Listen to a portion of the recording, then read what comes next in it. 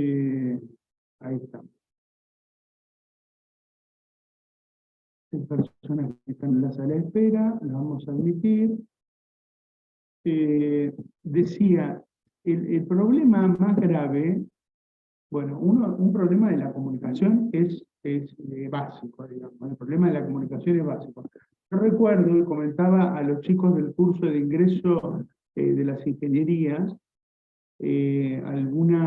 digamos, algo que leí una vez, que leí y luego vi en una película que se llama El nombre de la rosa, de Humberto Eco. El libro es de Humberto Eco, y hay un pasaje, es la historia básicamente de un cura franciscano que va a una abadía con su ayudante a desentrañar en la época de la Inquisición, a tratar de desentrañar una serie de asesinatos que habían sucedido, de muertes primero, para luego darse cuenta que tenían que ver con asesinatos, adentro de esa abadía. Es un libro maravilloso, muy interesante. Eh, Humberto Eco, aparte de ser escritor, es lingüista, digamos, y hay una fuerte preocupación de él por el tema del lenguaje, ¿no? Y hay un pasaje en el texto donde hay un personaje que es un poco tonto, digamos, eh, que ellos se cruzan, es alguien que trabaja en la abadía haciendo trabajos como sacar basura, digamos, una abadía prácticamente feudal, a fines de la Edad Media, principios de la modernidad.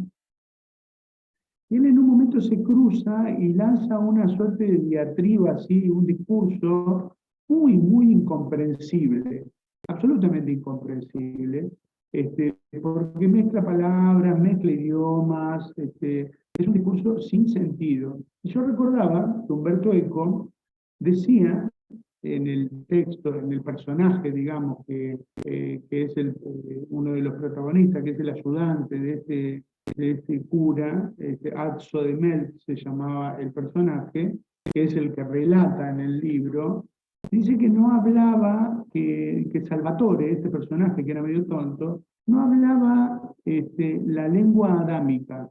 La lengua adámica, supuestamente, la lengua del origen, la lengua el hombre recién creado, digamos, la lengua de Adán y Eva, que no hablaba la lengua adámica, pero que tampoco hablaba ninguna de las lenguas posteriores a la destrucción de la torre. Ustedes saben que en la Biblia hay un pasaje que trata de la torre de Babel. Es un rey asirio que es tan soberbio y que es tan rico y tan poderoso que pretende hacer una torre para llegar al cielo. Este, y, y entonces, digamos, ¿cómo lo castiga Dios? ¿Cómo castiga Dios a la soberbia en este pasaje de la Biblia?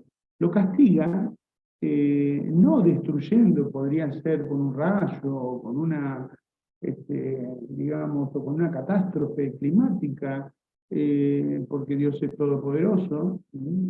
Eh, Digo esto en términos figurativos, digamos, ¿no? Que estamos en la academia, nosotros a Dios tratamos de dejarlo afuera, pero eso tiene que ver con la ejemplificación relacionada con lo que dijo el compañero, con lo que dijo Enzo, sobre la comunicación. ¿Cómo castigó Dios a este rey? Lo castigó haciendo que a partir de un determinado momento cada uno de los que estaban construyendo la torre comenzara a hablar un idioma diferente.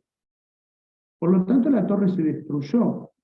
¿Por qué se destruye la torre? Y porque si alguien le pide a otro que le alcance un ladrillo y le alcance una herramienta, si alguien le dice subí el andamio y el otro lo baja, es decir, si dejan de entenderse, si dejan de comprenderse, si dejan de comunicarse, es imposible ningún proyecto común, ninguna acción común entre las personas.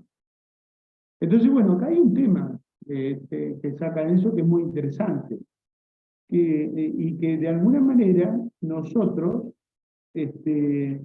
estamos en una etapa de la historia de la humanidad donde la comunicación se ha puesto media babélica en el sentido de que Está bien que las palabras quieren decir muchas cosas, pero hay que acordar, bueno, si esto, yo le digo virome, si otra persona la llama de otra manera y otra persona la llama de otra manera y otra persona la llama de otra manera, no tenemos un acuerdo, no hay una convención. El idioma, la lengua, es una convención. Entonces, convinimos ponerle determinado nombre a las cosas para poder comunicar. Eso es un tema. Está bien que lo resalte él, digamos, no es que yo me haya sentido ofendido, sino que, por otro lado, hay, digamos, comunidades discursivas. Y yo hacía un poco referencia a eso, digamos, bueno, hay una comunidad discursiva, póngale, un tipo que vive en Jujuy, un tipo que vive en Córdoba, uno que vive en Corrientes, otro que vive en la Patagonia, que vive en Tierra del Fuego, otro que vive en Buenos Aires. Tenemos una cierta cantidad de modismos que a veces hacen que no comprendamos en el idioma coloquial qué es lo que está diciendo el otro. Ahora, dentro de las comunidades discursivas, si se junta un médico de cada uno de los lugares que yo acabo de mencionar, pueden hablar tranquilamente, entendiéndose absolutamente todo, porque van a estar hablando puntualmente con un lenguaje que tiene que ver con su comunidad discursiva, es decir, la medicina. Lo mismo pasaría con abogados, lo mismo pasaría con ingenieros. Independientemente de los modismos regionales, que a veces nosotros vamos a una provincia y nosotros acá le llamamos de una manera a una cosa y allá le llaman de otra manera. Bueno, en el idioma coloquial no hay problema, digamos, intercambiamos, por ahí nos hacemos chistes, nos reímos.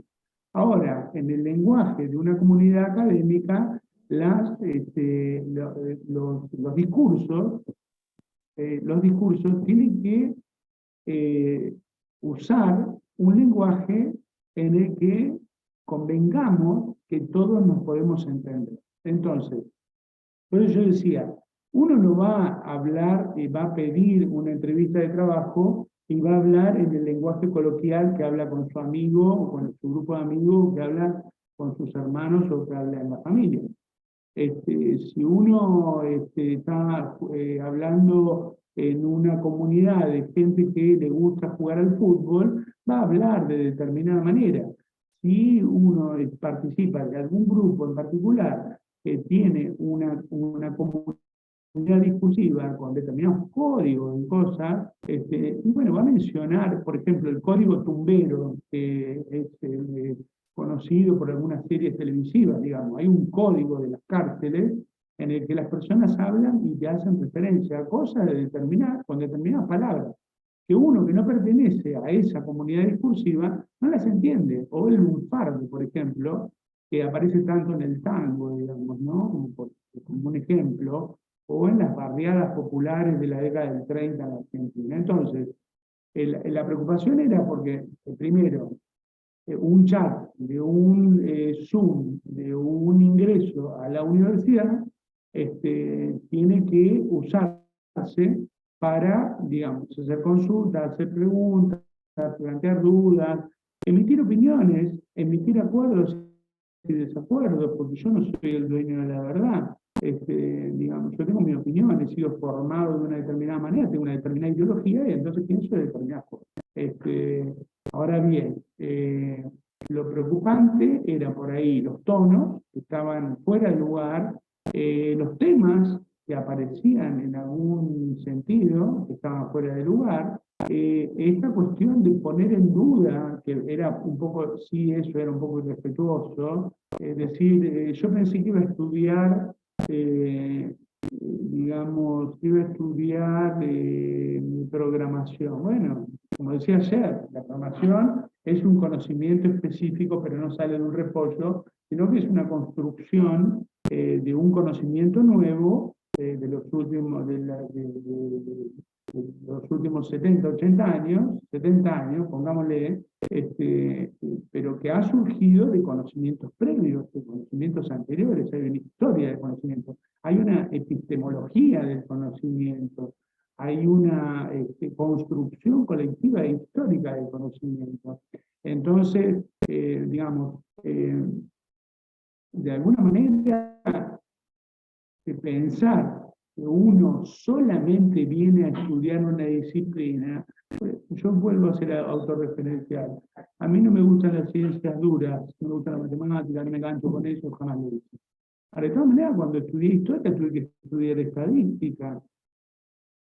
Y no era lo que más me gustaba, es más, no me gustaba para nada. Sin embargo, tenían que estudiarlo como parte del cúmulo de conocimientos que yo tenía que adquirir para obtener mi titulación.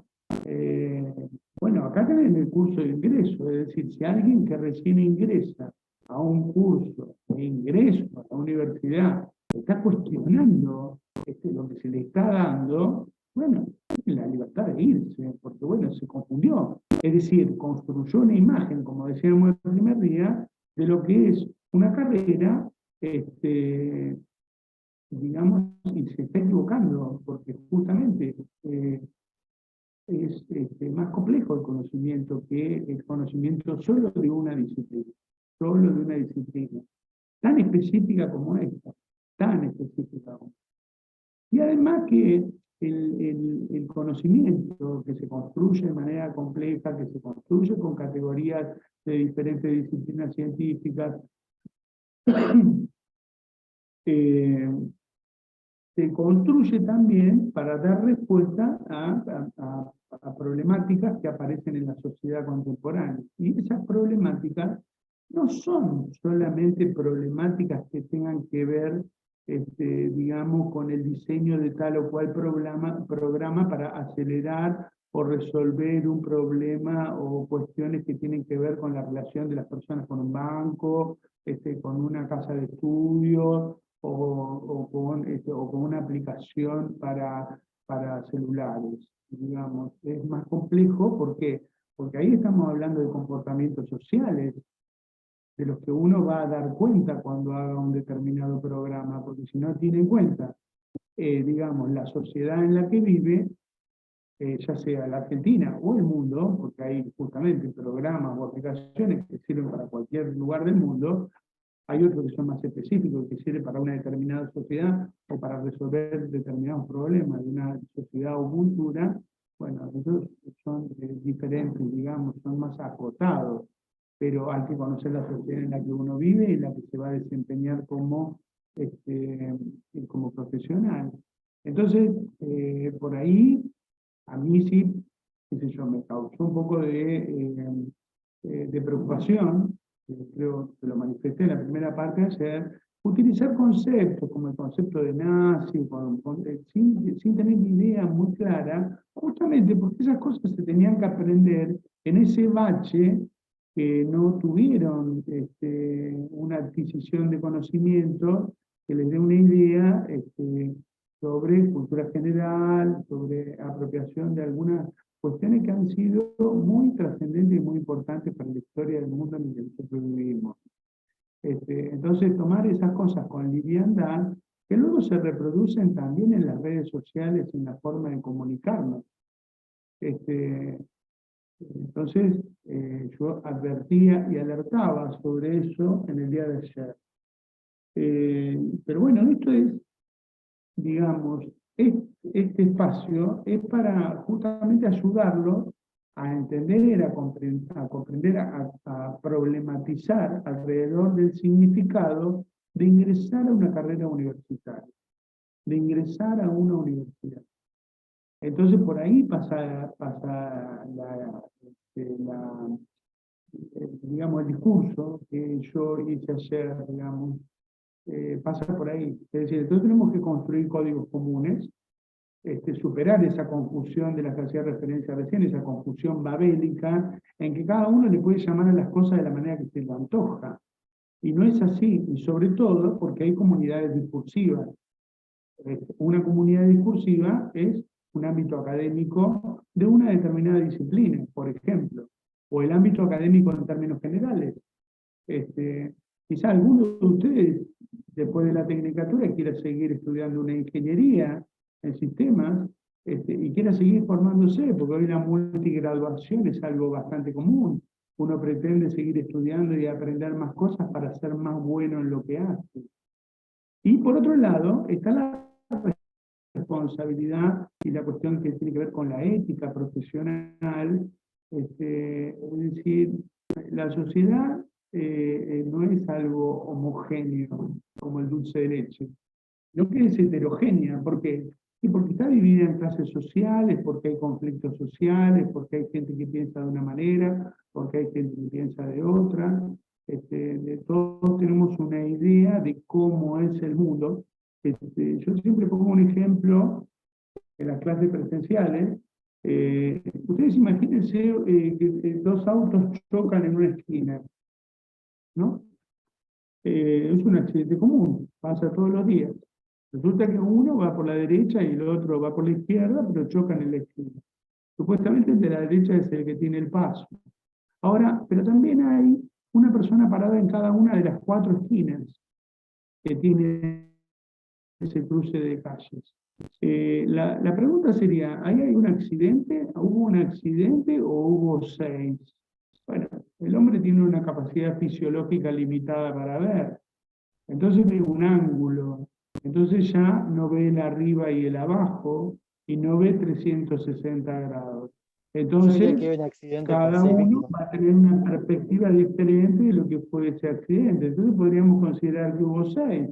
Bueno, supongamos que tres que están parados en las esquinas se van y queda uno solo como testigo, y hay una que es víctima, que es la que pasaba por la derecha en su auto, y hay otro que venía por la izquierda, que aparentemente es el responsable. Ahora resulta que el único testigo se lleva muy mal con el que es la víctima. Y entonces cuando tiene que declarar a ver quién tuvo la culpa o cómo fue el accidente, aprovecha la oportunidad para, por su interés personal, vengarse de esa persona que en principio es la víctima, vengarse de esa persona acusándola de que iba hablando con celular. Digamos, hay una falta de tránsito previa al accidente que transforma al que supuestamente era la víctima en un victimario a partir de la mentira de un testigo. Bueno, ahí hay otro problema, que tiene que ver con el interés de las personas. Por un lado, la subjetividad que nos da la fisiología, y por otro lado, la subjetividad que nos da nuestros intereses. Nosotros hay personas que queremos y hay personas que no queremos. Y a veces, cuando se da la oportunidad de perjudicar a alguien que no queremos, lo hacemos y se hace. Ahora, sumémosle un problema más complicado a todo esto. Ese único testigo que mintió a la gente de tránsito para perjudicar a la persona que no quiere, también trabaja en el sureño y escribe las crónicas del tránsito todos los días. Entonces transforma esa mentira por un interés que tiene para vengarse de la víctima, este, diciendo algo que efectivamente no sucedió, sino que es mentira, escribiéndolo en el diario, transformándolo en una suerte de verdad social. ¿Por qué? Porque nosotros tenemos una cultura bíblica, si se quiere, en el sentido de que la palabra escrita tiene un valor mucho más trascendental que los discursos hablados, ¿no? Entonces, porque el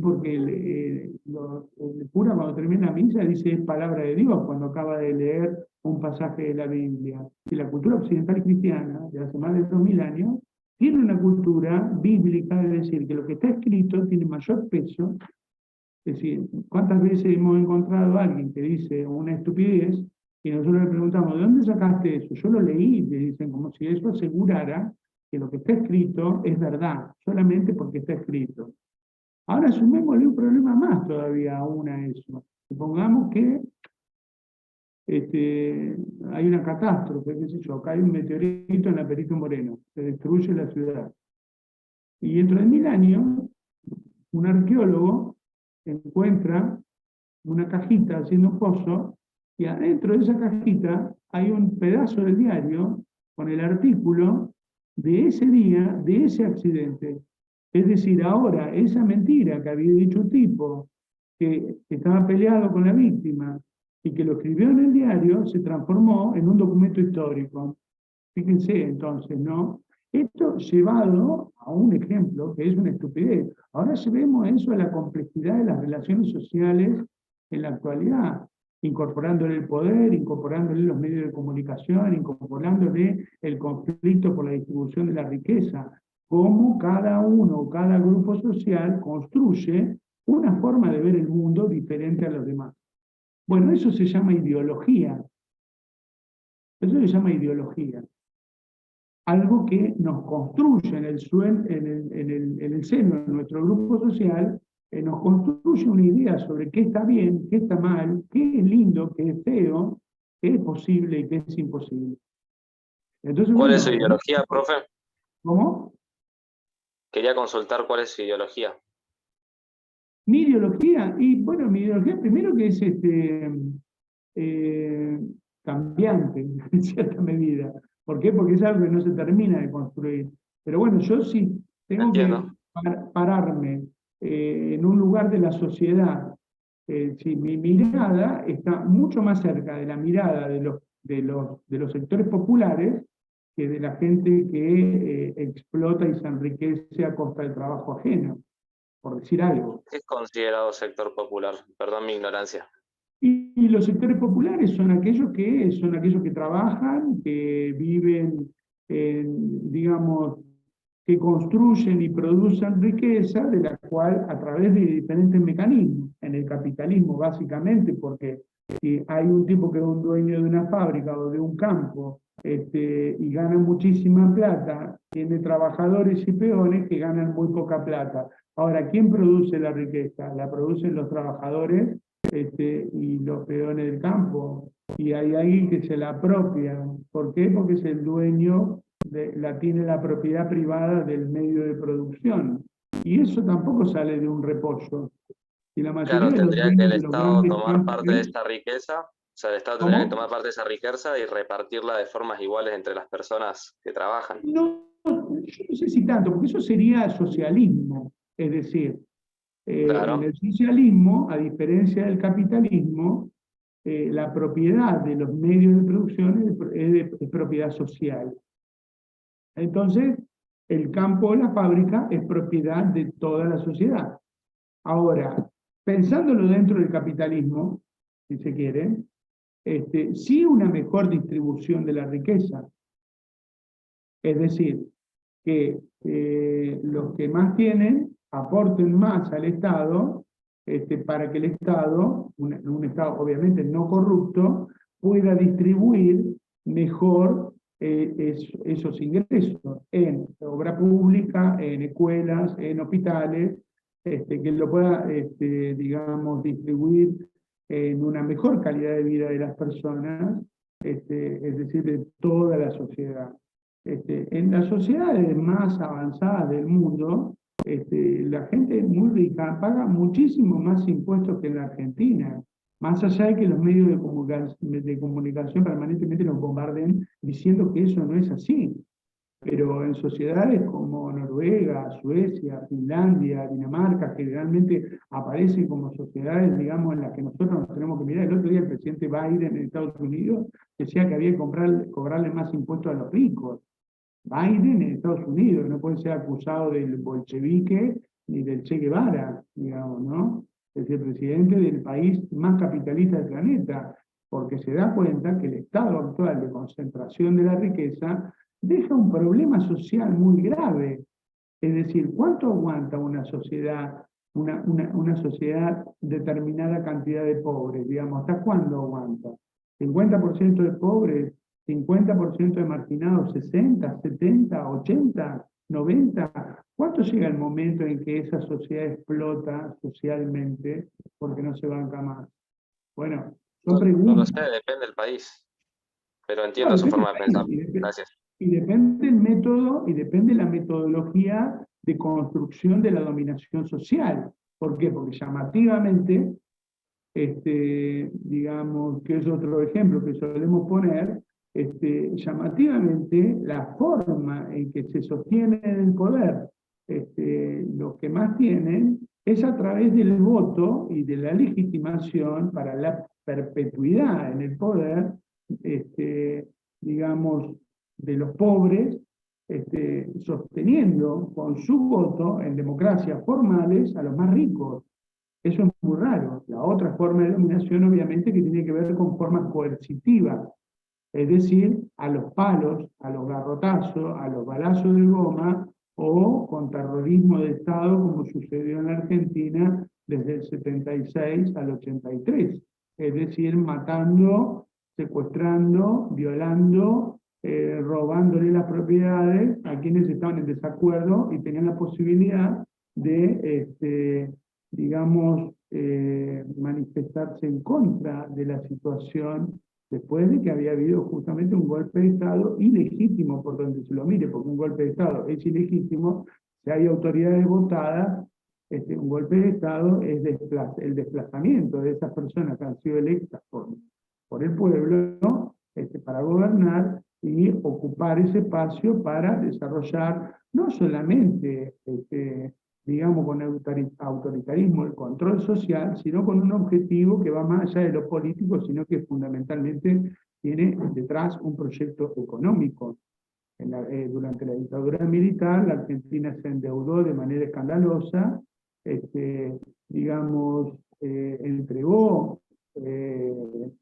Alguien me pregunta si soy marxista. Bueno, mi formación, hay que dice, eso es comunismo. No, por eso justamente hice una diferencia entre el socialismo o el comunismo, como a veces se lo usa como sinónimo, aunque en realidad estrictamente no son sinónimos. Digamos, el comunismo es justamente la socialización de los medios de producción. Yo no sé si suscribo tanto a esa idea, porque hubo un socialismo real, que fue el soviético, con el que yo no acuerdo en su forma y metodología, porque se transformó en una suerte de capitalismo de Estado en algún momento, digamos, desde Stalin en adelante. Y si alguien me pregunta si soy marxista, y yo tengo una formación marxista, pero una formación académica marxista. Es decir, porque Marx, un sociólogo, historiador y militante político de mediados del siglo XIX, digamos, escribió un análisis sobre el capitalismo que todavía hoy es insuperable y es reconocido no solamente por los marxistas, sino porque todos los que vinieron después, que no son marxistas, hacen referencia al marxismo, digamos, como metodología de análisis, ¿no? No solamente como forma de militancia política, porque la forma de militancia política del marxismo hoy es mínima, digamos, está representada por partidos de izquierda que sacan el 1,5% de los votos en cada elección. Quiere decir que la gente no está muy de acuerdo con esa forma de pensar ni con esa forma de actuar, ¿no? Profe, sí, te tengo dos preguntas. dale. La primera es acerca de la asistencia. La última vez nos dieron un link para que pongamos el nombre, apellido y todo eso. ¿Lo van a dar también eso también? Acá. Vos sabés que te escucho muy bajito. Voy a subir un poquito el volumen, a ver si. Sí. A ver, decime de nuevo eso. La clase anterior nos dieron un link para hacer la asistencia. Ponemos el nombre, el Sí, a mí apellido y me el queda correo. registrado de todas maneras la asistencia de ustedes acá en el sistema. Queda registrada. Bueno. Y la segunda Sí. pregunta es ¿qué piensa usted de la anarquía? Bueno, el anarquismo es otra de las formas, pensemos que nos estamos retrotrayendo al siglo XIX, ¿no? Y en el siglo XIX, ya con el capitalismo desarrollado, empiezan a desarrollarse, valga la redundancia, ideologías, formas de ver el mundo, formas de pensar, sobre todo construidas desde los trabajadores, que no mejoraron su nivel de vida con el desarrollo del capitalismo. Entonces se empezaron a oponer, a criticar la forma del capitalismo, a criticar la concentración de la riqueza, a cuestionar las condiciones de trabajo a las que eran sometidos. Entonces se empezaron a formar, por un lado, sindicatos, asociaciones mutuales, se empezaron a formar, digamos, partidos políticos partidos socialistas, partidos que se llamaban comunistas, partidos anarquistas, agrupaciones con ideologías anarquistas, bueno, y como decía, asociaciones mutuales y sindicalismo, que también fue una corriente. Todas esas ideas las trajeron los inmigrantes a la Argentina a fines del siglo XIX, es decir, la formación de los partidos políticos en la Argentina, y bueno, y algo que vamos a charlar, esto tiene que ver con algo que vamos a charlar el último día, que tiene que ver con cómo surge la universidad, la reforma, digamos, cómo surgen las universidades en Argentina, cuál es la trascendencia de la reforma del 18 en Córdoba, y cuál es digamos, el momento en que se crea la Universidad Obrera Nacional, que luego se transforma en la Universidad Tecnológica Nacional, en qué momento se crea cada una o aparecen cada uno de esos acontecimientos, y cuál es el contexto que impulsa a que estos aparezcan. Pero volviendo a la consulta, el anarquismo significa, anarquía significa sin gobierno. Sin gobierno. Es decir, la idea del anarquismo es que no exista Estado.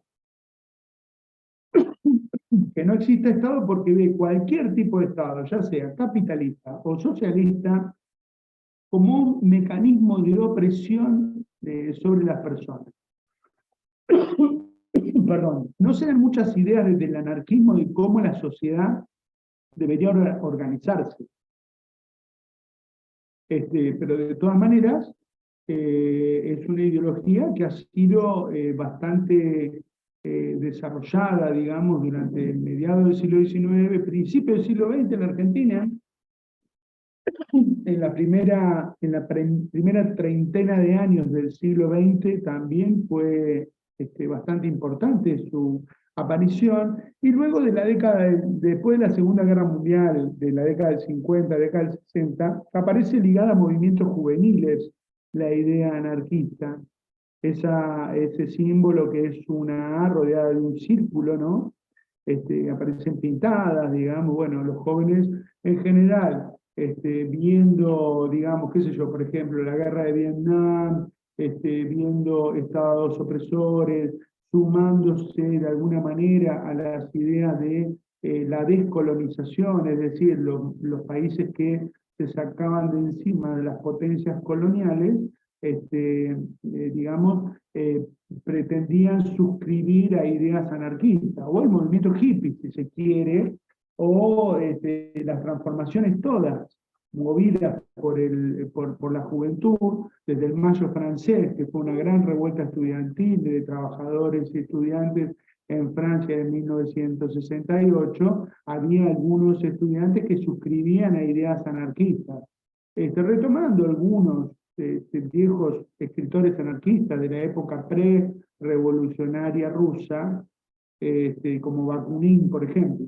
Es decir, la historia de los movimientos políticos, en este caso los de izquierda, que pretenden transformar la sociedad de raíz y cambiarla por otra que sea más justa, o los movimientos de derecha, que son generalmente conservadores, aristócratas, reaccionarios, es decir, que pretenden que las cosas no cambien, porque por ahí también se construye la ideología. Pensemos en esto, haciendo un poco en relación a la pregunta interesante de Enzo, es que piensen, digamos, ¿cómo piensa el mundo alguien que come en Puerto Madero todos los días, paga 25.000 mangos una botella de vino, y paga un almuerzo 50.000 pesos y lo espera un auto de $100.000 en la puerta, tiene 5 tenedores de cada lado, 5 tenedores, 5 cuchillos, 5 cucharas, que no saben muy bien para qué se usan,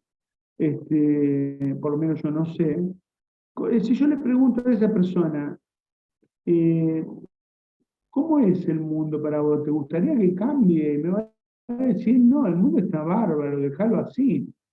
Ahora, si yo le pregunto a alguien que vive en un asentamiento, que nació pobre, una familia pobre, que no pudo acceder a formarse y a educarse ni a adquirir un oficio, que vive de changa, muy mal remunerada, que trabaja en negro, que tuvo que ir a un asentamiento para meter a su familia porque no tiene ninguna otra posibilidad, que no tiene baño, que no tiene agua corriente, que no tiene gas, que no tiene luz, porque está colgado de la luz, y que vive de alguna asistencia mínima del Estado.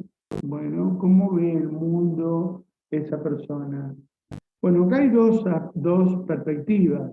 Una que vea que el mundo es una reverenda porquería y que le gustaría cambiarlo. Y otra es que esté atragantado del discurso de los medios de comunicación y termine pensando igual que el que vive en Puerto Madero, porque esa posibilidad se da. Hay trabajadores que piensan como el dueño de una estancia. Y eso es lo maravilloso y lo dinámico de esta cuestión relacionada al concepto de ideología. Que nosotros por una cuestión de tiempo, en este curso en particular, no lo pusimos, pero que sí lo vimos en el curso de ingreso a las carreras de ingeniería. El concepto de ideología, de cómo se ve el mundo y cómo se actúa en él. Y hay personas que están desplazadas, digamos, es decir, supuestamente deberían tener, porque son pobres, porque no pueden, porque no pudieron, porque están marginados del sistema social, de la posibilidad de producir y de consumir, piensan como los de arriba, y algunos, a veces de los de arriba, se desplazan y toman las banderas de los que están abajo, digamos, en la sociedad, de los sectores populares. Un caso nuestro famosísimo es el líder de la Revolución Cubana, Ernesto Guevara, el Che Guevara. Es decir, el tipo era... ¿Qué opina de la Revolución Cubana? ¿Cómo? ¿Qué opina de la Revolución Cubana? Bueno, se está Muy bueno el transformando en un resultado. reportaje, pero bueno, tengo mi visión positiva en el sentido de que un pueblo se rebela contra un imperio en un determinado momento de su historia, y que hace una revolución para sacarse de encima ese lugar al que había sido sometido de ser el prostíbulo y el casino de los norteamericanos, y que los explotaran en haciendas de producción de caña de azúcar para exportar en condiciones infrahumanas. De eso se rebeló el pueblo cubano. Por supuesto que fue a través de una guerrilla, que era en una época en que era común pensar que uno para dar vuelta a una situación social determinada tenía que armarse en contra de los ejércitos del capitalismo. Ahora luego, por otro lado, también debo pensar que la situación actual de Cuba de extrema pobreza, tiene que ver con algo que los Estados Unidos están haciendo desde el mismo momento de la revolución, que es bloquearla económicamente. Lo del Entonces bloqueo, no se sí lo puede escuché. desarrollar. ¿Cómo? Que yo también escuché lo del bloqueo, pero si teóricamente vos ¿No? bloqueás un país porque el libre mercado es malo y ellos están haciendo proteccionismo económico, ¿no les debería ir bien? Si el proteccionismo es bueno, les debería ir bien, supongo. Sí, lo que pasa es que depende, el proteccionismo económico puede ser llevado adelante para que un país sea exitoso si es que tiene recursos propios para atender las demandas de su mercado interno. Pero si vos sos una isla del Caribe que solamente puede producir banana y caña de azúcar y no tiene petróleo y no tiene energía, ¿no? Digamos, uno de los problemas del capitalismo en la Entonces el libre actualidad mercado es bueno porque tenemos es cooperación social. El libre mercado entonces no sería bueno en ese caso hipotético porque tenemos cooperación social entre distintos países donde cada el uno se libre puede mercado. especializar en lo que puede producir.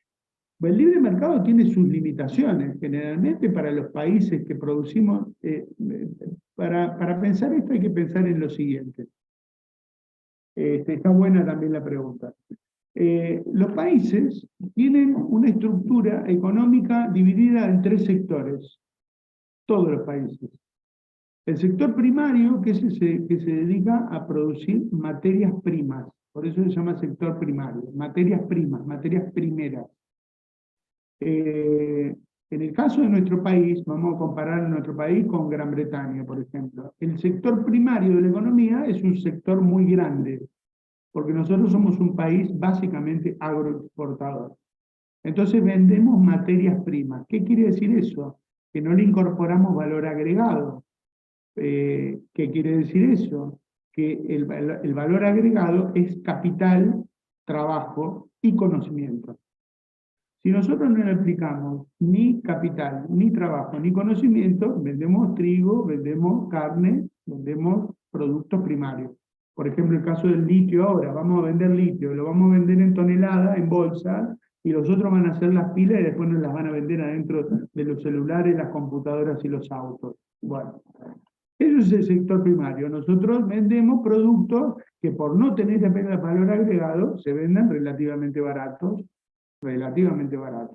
Ahora, nuestro sector secundario, que es el sector industrial, es un sector reducido, que a veces crece y a veces se reduce según las perspectivas y las ideas del gobierno de turno, según el modelo y proyecto de país que tenga cada uno de los gobiernos.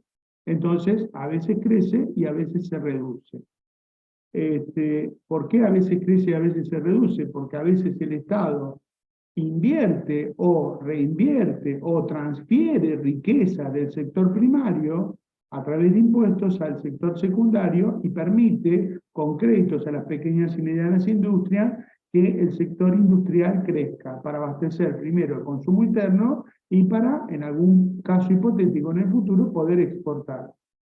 Ahora, y el sector terciario es el sector de los servicios, es el sector de los bancos, el sector del Estado, es el sector de las comunicaciones, el sector de la energía. Bien, ese es el sector terciario. Ahora bien, vamos a un país como Gran Bretaña. Bueno, Gran Bretaña no, Reino Unido, vamos a decir, porque Gran Bretaña es solamente la isla grande. Vamos al Reino Unido. El Reino Unido tiene un sector primario muy chiquito, por su condición insular y porque decidió políticamente, de los orígenes del capitalismo, de política económica, desarrollar la industria. Tiene un sector secundario muy grande y tiene un sector terciario acorde a lo que produce en el sector secundario. Entonces, compra materias primas, porque tiene poco sector primario, y vende manufacturas industriales, porque tiene un sector industrial muy desarrollado. Entonces, nosotros le vendemos trigo y vacas, le vendemos cuero, le compramos zapatos, le compramos computadoras, le compramos productos industriales, máquinas, autos. Ahora bien, nosotros estamos vendiendo algo que es barato porque no tiene incorporado valor agregado, ni conocimiento, ni capital. Y ellos nos venden algo que es muy caro porque tienen justamente conocimiento, capital y trabajo. Ahora, la diferencia que tenemos que pagar, por eso que quedamos debiendo, porque si nosotros vendemos cosas baratas y compramos cosas caras, vamos a quedar debiendo todas vueltas. Bueno, a alguien, de alguna manera hay que resolverlo, y eso se resuelve endeudándose para pagar la diferencia. Esa deuda, esa plata, ¿a quién se la vamos a pedir? Al que tiene posibilidad de acumularla porque vende caro y compra barato, que son ellos mismos. Entonces nosotros históricamente hemos estado endeudados con el Reino Unido justamente por esa asimetría de la relación comercial entre un país y el otro. Es decir, porque nosotros asumimos junto, nosotros no, sino nuestros líderes históricos tomaron un proyecto de país, desarrollaron un proyecto de país agroexportador que no tuviera posibilidad de industrializarse. Entonces, y además tenemos la carga permanente de que debemos plata. Entonces, ¿cómo nos industrializamos si no tenemos recursos? ¿Hay alguien que levanta la mano? ¿Quién es? Soy yo de nuevo. O sea, que Dale. quería preguntarle. O sea, ¿usted cree que los objetos, o sea, ya sean manufacturados o materias primas, sus valores no se dan por su oferta o su demanda, sino por el trabajo que conlleva hacerlos? Claro, por supuesto, los precios de las cosas, independientemente de algunos valores que son simbólicos, tienen que ver con los costos de producción, con la materia prima, con la accesibilidad a una determinada materia prima, con la matriz energética, con el nivel salarial que se paga para hacer ese determinado producto. Eso es todo el valor agregado, es decir, todo lo que se le agrega a una materia prima para transformarla en otra cosa. Es decir, es lo mismo vender un tronco que vender un juego de living o una mesa con sillas. No es lo mismo. Es lo mismo vender litio y Disculpe, bolsa pero que el vender valor pilas del de tronco, litio. ¿Cómo? disculpe señor, pero el valor del tronco no se refleja en por cuánto se lo ha tratado, sino por la utilidad. Si a mí me venden un tronco a 10 pesos, no voy a hacer nada con el tronco. Es que a mí no me sirve el tronco, a mí me sirve la mesa y el living. Por eso yo estoy dispuesto a pagar eso. Y si esa mesa es una mesa muy elaborada y la ponen a un precio desorbitante, nadie la va a comprar tampoco. Entonces tampoco está hecho por el costo Bueno, pero por eso, y lo que pero eso tarda. es un debate interesante, El digamos. precio y el costo está dado por la oferta y la demanda. Eso No, es, bueno, eso, es no, lo pero básico pará. de la economía. Eso que vos estás diciendo lo dijo Adam Smith en el año 1600. Es decir, puede ser, capaz que vos tenés razón. Yo no estoy diciendo que la razón la tengo yo. Digo que son las dos concepciones que hay. Cuando alguien habla de proteccionismo, digamos, proteger la industria, por ejemplo. Vamos a poner un ejemplo, ahora ya voy, Paloma, con vos, y después ya cerramos este debate y lo podemos seguir el viernes. Claro, pero con esa creencia, un auto, ¿no? Por ejemplo, un Volkswagen, que cuesta capaz de hacerlo lo mismo que un Ferrari, porque los materiales son los mismos, se consiguen los mismos. Un auto, un Volkswagen Up, debería costar lo mismo que un Ferrari o un Fiat, porque los materiales son los mismos, los costos son los mismos. ¿Qué diferencia hay? No, el primero que Cambio, la calidad de los la materiales. diferencia que hay es que yo estoy más dispuesto a comprar un Volkswagen o un No, Ferrari. ¿Por no, qué? no, Porque es la eso no es clase de cierto. auto que es. Eso no es cierto, porque la tecnología utilizada, el valor del conocimiento entre uno y otro, la calidad de los materiales, y las prestaciones de uno y otro son diferentes. Pero eso no es lo que refleja el costo, es lo que está dispuesto a comprar la persona. Bueno, está bien que las personas están dispuestas a veces a pagar algo que vale lo mismo, es decir, vamos ahí al valor de uso. Una campera hecha en la Argentina vale 15.000 pesos. Una campera importada que presta el mismo servicio que es abrigarte vale 100.000 pesos. Vale 100.000 pesos. Y sí, y hay gente que compra la campera de 100.000 pesos, y bueno, pues tiene plata y le gusta pagar la marca, entonces ahí estamos en otra cosa que tiene que ver con el valor simbólico que han adquirido algunos productos en el capitalismo en la actualidad, que tiene que ver con el símbolo de la marca, más allá de que puedan estar hechas con los mismos materiales, como vos decís, que el proceso productivo sea el mismo, que el conocimiento que se requiera sea el mismo, pero una vale 100.000 y la otra vale 10.000. Bueno, pero entonces porque el capitalismo ha dejado de privilegiar el valor de uso por un valor simbólico. Pero bueno, eso es un debate largo y tiene que ver con lo económico y tiene que ver también con perspectivas ideológicas de qué es lo que uno quiere. Por ejemplo, vamos a poner un ejemplo de esto. Cuando se fabricaron 3,5 millones, 4 millones de computadoras en Tierra del Fuego para el plan Conectar Igualdad, y se fabricaron millones de televisores durante una determinada etapa no muy lejana, millones de celulares y cientos de miles de televisores, que fueron a abastecer el mercado interno de la Argentina, eso fue posible porque hubo una política de Estado proteccionista. ¿Qué quería decir eso? Que le poníamos impuestos altos a los productos importados que nosotros producíamos para poder producir en Tierra del Fuego y que hubiera trabajadores en Tierra del Fuego que ganaran sueldo y que la industria de Tierra del Fuego abasteciera el mercado nacional. Vamos a un ejemplo mucho más sencillo. Yo Y yo le produzco hago una velas en consulta, mi ¿por qué país. lo A hacen ver, en Manuel, Tierra del un Fuego y no segundito. en otra parte del país? ¿Cómo? ¿Por qué lo hacen en Tierra del Fuego, que es un lugar muy difícil de acceder con Bueno, no pero sé? por eso ahí está la ley 19.640. Vos la Exacto. conocés, la ley Sí, 19.640. Por la eso no conozco. pagás IVA. Pero ¿sabe lo que generó eso? Que acá en Tierra del Fuego se viva de una manera totalmente diferente a afuera. Acá, esta ¿Afuera de es qué? ¿Al resto del país? al resto del país, ¿sí? Yo vengo de Sí, ¿a vos Buenos no te Aires. parece, y a vos no te Este año parece vine que, para acá. Bueno, pero ahí entramos en una discusión, digamos, sobre modelos económicos. Vos estás de acuerdo con otro modelo económico, y a mí no me interesa eso, digamos. Vos podés pensar lo que quieras.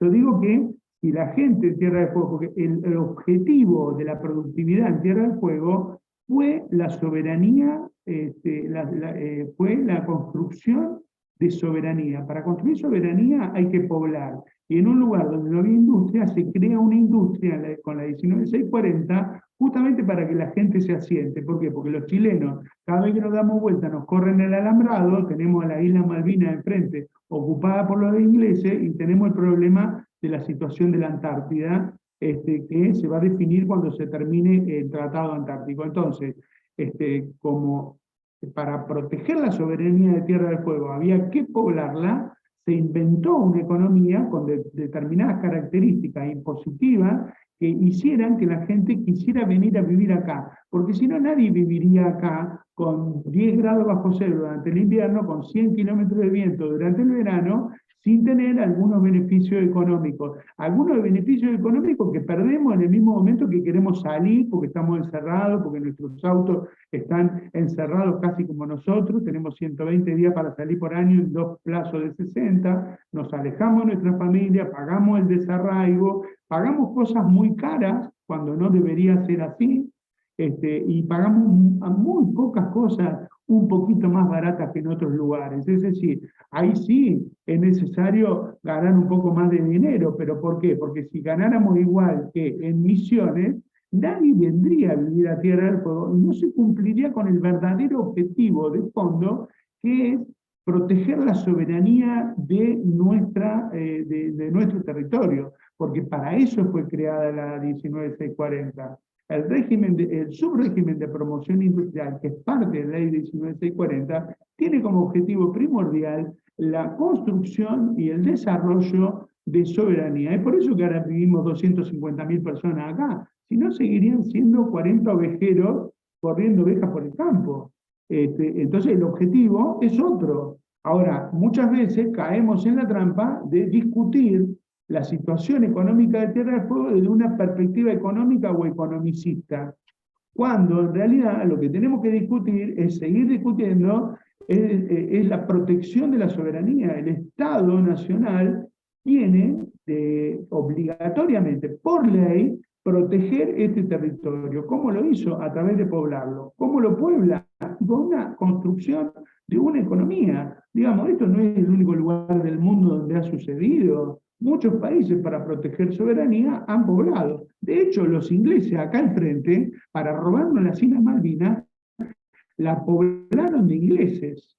Y ahora le terminaron de construir una economía que tiene que ver con los permisos de pesca, los permisos para la explotación petrolera, sobre nuestras aguas, sobre nuestro espacio soberano.